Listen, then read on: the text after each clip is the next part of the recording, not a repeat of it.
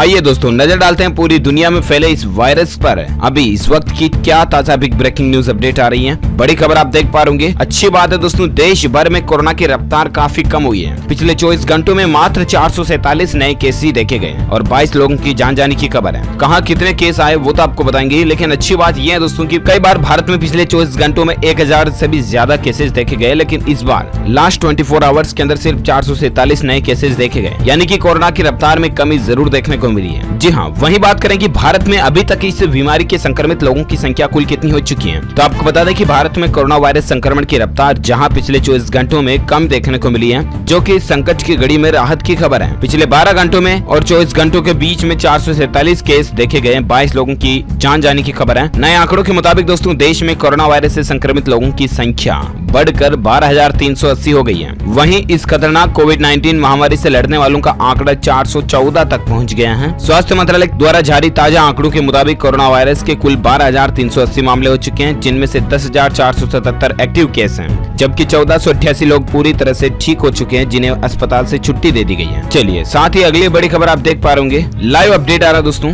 Germany में देखिए एक दिन में 315 मरीजों की जान जाने की खबर है। 2866 संक्रमित मामले बढ़ चुके हैं। ऑस्ट्रेलिया में कम से कम 4 हफ्ते और भी लॉकडाउन लगा रहेगा। इंटरनेशनल न्यूज को लेकर ये अपडेट आप देख पा रहे होंगे, जहां दुनिया भर में कोरोना वायरस का कहर अभी भी जारी है। अब तक संक्रमण से दुनिया भर में पूरे विश्व में दोस्तों 1,34,000 से भी ज्यादा लोगों की जान जाने की खबर है, जबकि टोटल संक्रमित लोगों की संख्या 20,80,000 को पार कर चुकी है। वहीं दूसरी तरफ अमेरिका में भी कोरोना वायरस से जान जाने वाले लोगों का आंकड़ा बढ़ता जा रहा है। यहाँ गुरुवार को संक्रमण होने से पहले मौत के आंकड़ों का रिकॉर्ड एक बार फिर से टूट गया था। पिछले 24 घंटों में 2600 लोगों की जान जाने की खबर है। चलिए साथ ही अगला अपडेट देख पा रहे होंगे दोस्तों। आज 23 नए संक्रमित मामले देखने को मिले हैं उत्तर प्रदेश में, और यूपी में टोटल संक्रमित लोगों की संख्या 779 तक पहुंच चुकी है। जहां देश के साथ साथ उत्तर प्रदेश राज्य में भी लगातार कोरोना वायरस के मरीजों में बढ़ोतरी दिखाई दे रही है। आज दोस्तों यूपी में 23 लोग पॉजिटिव पाए गए, जबकि आगरा में 1 लोग की मौत हो गई। पूरे उत्तर प्रदेश में कोरोना से मरने वाले लोगों की संख्या 13 हो चुकी है, जबकि पूरे यूपी में संक्रमित लोगों की संख्या 779 तक पहुंच चुकी है। वहीं इसके अलावा अपडेट देख सकते हैं कि कोरोना वायरस को लेकर राहुल गांधी ने कहा कि लॉकडाउन कोरोना का इलाज नहीं है। जी हाँ, राहुल गांधी के बयान देखिए आप कि लॉकडाउन कोरोना का इलाज है ही नहीं। तो जरा सोचिए दोस्तों कि अभी तक कोरोना का इलाज मिला ही नहीं, क्या उसमें कुछ ना करने से बेटर लॉकडाउन लगाना सही नहीं है? क्या भारत सरकार द्वारा लिया गया फैसला सही नहीं है? आपको क्या लगता है, आपकी क्या राय है? आप मुझे नीचे कमेंट करके जरूर बताइएगा। लेकिन इससे पहले आपको बता दें दोस्तों कि राहुल गांधी की तरफ से क्या बयान निकल कर आ रहा। जी हाँ, तो राहुल गांधी ने कहा दोस्तों कि भले ही विदेशों में कोरोना वायरस का असर ज्यादातर बुजुर्गों पर हो रहा है, लेकिन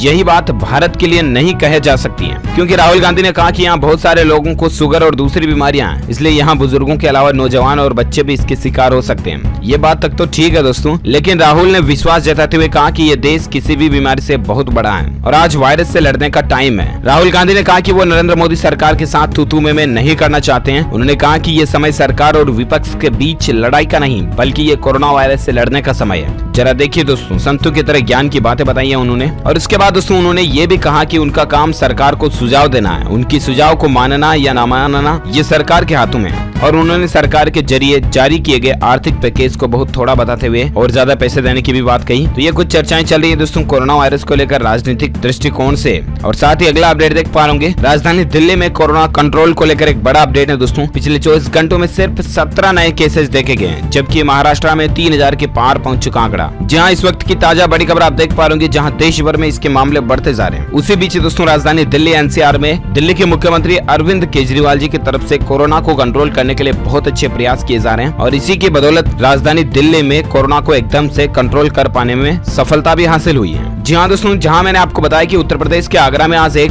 व्यक्ति की कोरोना संक्रमण के चलते मौत हो गई। यहाँ गुरुवार को 19 लोग संक्रमित भी पाए गए थे। दूसरी तरफ गुजरात में आज 3 कोरोना मरीजों की जान चली गई है। यहाँ गुरुवार को ही 105 नए मामले सामने देखने को मिले हैं, और इसके साथ ही गुजरात राज्य में अब तक टोटल 871 संक्रमित लोग हो चुके हैं। वहीं कर्नाटक की बात करें तो यहाँ पर भी आज एक बुजुर्ग की मौत हो चुकी है। वहीं महाराष्ट्र देश का पहला ऐसा राज्य बन गया जहां अब तक 3000 लोग कोरोना की चपेट में आ चुके हैं, यानी कि पूरे देश के सभी राज्य एक तरफ है और 1/4 में यानी कि 1/4 हिस्से में केवल महाराष्ट्र राज्य है। आपको पता होगा इतना ज्यादा आंकड़ा चल रहा है। यहाँ पर सरकार को बहुत ज्यादा कुछ करने की जरूरत है। और इसी बीच अच्छी खबर ये है दोस्तों कि दिल्ली में आज सिर्फ और सिर्फ 17 ही नए मामले दर्ज हुए हैं। दिल्ली के स्वास्थ्य मंत्री ने कहा कि राजधानी में कोविड-19 पॉजिटिव केसों में 68% वे लोग हैं जिन्होंने तबलीगी जमात के मरकज इवेंट में हिस्सा लिया था। उन्होंने कहा कि पिछले 24 घंटों में सिर्फ 2 लोगों की मौत हुई है। कुल दिल्ली के अंदर केस की बात करें तो 1578 लोग हैं, जिनमें से 1080 मरकज से जुड़े हैं। जरा देखिए दोस्तों, ये तबलीगी जमात वाले ये लोग अगर बीच में नहीं आते तो आज पूरे भारत में आंकड़ा शायद इतना ज्यादा रफ्तार से नहीं बढ़ा होता और हम बहुत ज्यादा कंट्रोल कर चुके होते कोरोना को। और ऐसे में अब आप समझ गए होंगे ये तबलीगी जमात के जो लोग थे, इन्होंने दोस्तों सरकार के प्रयासों का खंडन तो किया ही, साथ में देश हित के लिए भी बिल्कुल काम नहीं किया। अब इनके बारे में आप क्या कहना चाहेंगे, आप मुझे नीचे कमेंट करके जरूर बताइएगा। मैं जानना चाहूंगा ये जो तबलीगी जमात के लोग थे, मुस्लिम भाई लोग, इन्हीं के कारण कोरोना के मामलों में एकदम से संख्या में बढ़ोतरी हुई है। इनके बारे में आपकी क्या राय है, आप मुझे नीचे कमेंट में बताइएगा दोस्तों। और फिलहाल अपन आगे बढ़ते हैं अगले अपडेट में। तो देख पा रहे कि कोरोना वायरस पर लॉकडाउन में कहां है आखिर बॉलीवुड के सुपरस्टार सलमान खान। उन्होंने कहा कि एंटी ह्यूमन। जी हां दोस्तों, बॉलीवुड स्टार सलमान खान ने कोरोना वायरस के खौफ के बीच लॉकडाउन का उल्लंघन कर दूसरे की जिंदगियों को खतरे में डालने वालों को कड़ी फटकार लगाई है। सलमान खान इन दिनों खुद अपनी मां सलमा खान और बहन अर्पिता और अलविरा और उनके बच्चों के साथ पनवेल स्थित फार्म हाउस में रह रहे हैं। महाराष्ट्र देश के सबसे ज्यादा कोरोना संक्रमित राज्यों में शामिल है। प्रधानमंत्री नरेंद्र मोदी ने देश भर में लॉकडाउन को 3 मई तक के लिए बढ़ा दिया, आपको पता होगा।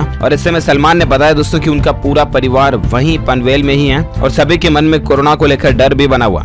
तकरीबन 10 मिनट के इस वीडियो में सलमान खान ने लॉकडाउन के दौरान फार्म हाउस के अपने अनुभवों को साझा भी किया। उन्होंने बताया कि कैसे वे 5 से 6 किलोमीटर दूर अपने जानकार से सब्जियां खरीद रहे हैं। ऐसे में उनके कर्मचारी ने रास्ते में एक पुलिस वाले से बात करते हुए मास्क उतार दिया और फिर उसे डांट भी पड़ी। और इसके बाद सलमान ने कहा दोस्तों कि मैंने उससे कहा कि ये जो आपको मना किया गया था करने को, आपने वही क्यों किया। ये कुछ चर्चाएं चल रही है दोस्तों। इसके अलावा सलमान खान ने कोरोना मरीजों के बारे में भी बात की और कहा कि उनका दर्द न समझ पाना वाकई में अमानवीय और असंवेदनशीलता है। सलमान ने लॉकडाउन तोड़ने वालों को कड़ी फटकार भी लगाई और लोगों से घरों में रुके रहने की ही अपील की है। तो प्लीज दोस्तों आपसे रिक्वेस्ट है कि सरकार 3 मई तक लॉकडाउन को बढ़ा चुकी है, तब तक आप घर से बाहर ना निकले। जहाँ कहीं भी जाना है, ननिहाल, ससुराल, गाँव वगैरह, जहाँ कहीं भी आपको जाना है 3 मई के बाद ही जा सकते हैं आप। बाकी दोस्तों अभी आप घर में ही रहे, जहाँ कहीं भी आप फंसे हुए हैं, रुके हुए हैं, कहीं पर भी आप घरों में ही रुके रहें, ये ज्यादा बेहतर होगा। और साथ ही फिलहाल दोस्तों अगला अपडेट देख पा रहे कि कोरोना वायरस संकट के बीच चीन की शर्मनाक हरकत देखिए दोस्तों, भारत को घटिया पीपीई किट सप्लाई की है। जी हाँ दोस्तों, देश में पर्सनल प्रोटेक्टिव इक्विपमेंट यानी कि पीपीई की कमी की समस्या से कोई राहत मिलते नहीं दिख रही है। इस मामले से वाकिफ एक शख्स ने बताया कि दोस्तों चीन से हमने जो कुछ पीपीई किट इंपोर्ट किए थे ना, यानी कि चीन से मंगवाए थे, वो भी घटिया क्वालिटी की चाइना ने हमको भारत में भेजे हैं। 5 अप्रैल तक भारत में चीन से 1,70,000 पीपीई किट आए थे। इनमें से 50,000 क्वालिटी टेस्ट में फेल हो चुके हैं। अब जरा सोचिए, चीन भारत जैसे देश के साथ भी गद्दारी कर सकता है तो छोटे छोटे देशों के साथ क्या हालात होंगे, चीन के रिश्ते कैसे होंगे, आप अंदाजा लगा सकते हैं। इन उपकरणों की जांच defence research and development organisation यानी कि DRDO की ग्वालियर स्थित लेबोरेटरी में हुई थी। जिन किट्स को FDA CE से मान्यता नहीं मिली है, उन्हें भारत में क्वालिटी टेस्ट से भी गुजरना होता है। वहीं दोस्तों सिर्फ भारत में ही नहीं बल्कि एक रिसर्च में इस बात का भी खुलासा हुआ है कि पूरी दुनिया में चीन ने घटिया क्वालिटी के पीपीई किट भेजे हैं। जिस चीन से कोरोना वायरस दुनिया भर में फैला है, अब वही मेडिकल सप्लाई के नाम पर दुनिया के साथ मजाक करता दिख रहा है। यूरोपीय देशों समेत कई जगहों पर चीन ने इतने घटिया क्वालिटी के किट भेजे हैं जिन्हें पहना ही नहीं जा सकता।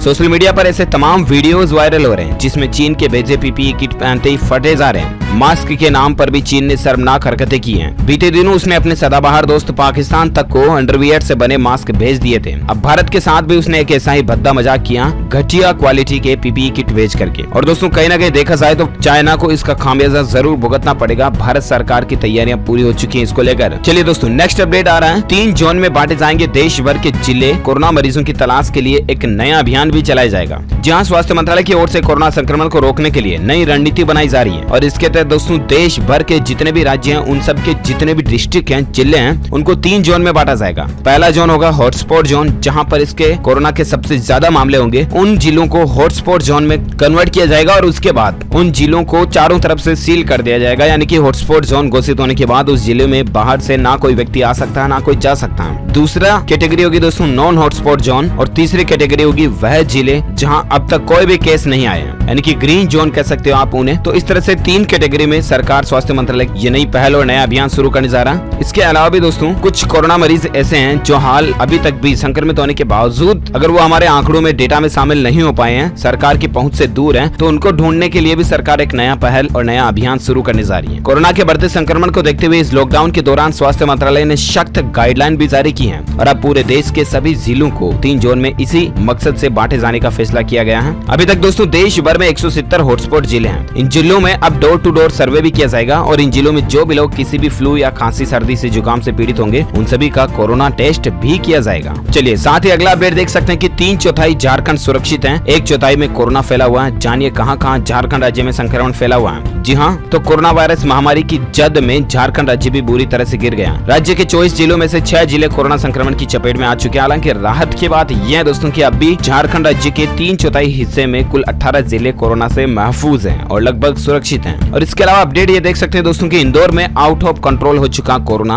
आखिर कितने खतरनाक हालात बने हुए इंदौर में, तो आइए आपको बताते हैं। जी हाँ, तो दरअसल मध्य प्रदेश राज्य के इंदौर सिटी में भी कोरोना के मामले बहुत ज्यादा बढ़ते जा रहे हैं और इसके कारण लगातार वहाँ के हालात बिगड़ते जा रहे हैं। पिछले 12 घंटे के अंदर दोस्तों अकेले इंदौर के अंदर कोरोना के 150 से ज्यादा नए केसेस देखे गए हैं। मुंबई, दिल्ली, जयपुर के बाद इंदौर ही देश का ऐसा शहर है जो कि कोरोना की जंग से सबसे ज्यादा लड़ रहा है। मध्य प्रदेश में कोरोना के जितने भी केस आए हैं दोस्तों उनमें से 50% से भी ज्यादा तो केवल और केवल इंदौर के हैं। और साथ ही अगला अपडेट देख सकते हैं। अच्छी बात यह दोस्तों की 8 राज्यों में कोरोना के 10 से भी कम मरीज अवेलेबल हैं। अभी भी हमारे भारत के कई सारे ऐसे राज्य हैं जिनमें बिल्कुल भी इस तरह के केसेस नहीं है। 15 राज्यों में 50 से भी कम केस हैं। आखिर किन राज्यों में कितना डेटा चल रहा है, तो इसको लेकर ज्यादा डिटेल्स आप स्क्रीन पर भी देख सकते हैं दोस्तों। 50 से कम केस वाले राज्यों की बात करें तो वहाँ कौन कौन से राज्य हैं और इन राज्यों में 10 से कम केस हैं। अरुणाचल प्रदेश में केवल 1 कोरोना संक्रमित है, मणिपुर में 2, मेघालय में 7 लोग, मिजोरम में 1 मरीज, नागालैंड के आंकड़ों की बात करें तो 0 से आगे नहीं बढ़नी थी। त्रिपुरा में 2 मरीज हैं जिसमें से 1 ठीक हो चुका है, पंडिचेरी में 7 मरीज मिले हैं और गोवा में भी सिर्फ 7 ही संक्रमित लोग मिले हैं जिसमें से भी 5 ठीक हो चुके हैं, 2 का इलाज चल रहा है। 50 से कम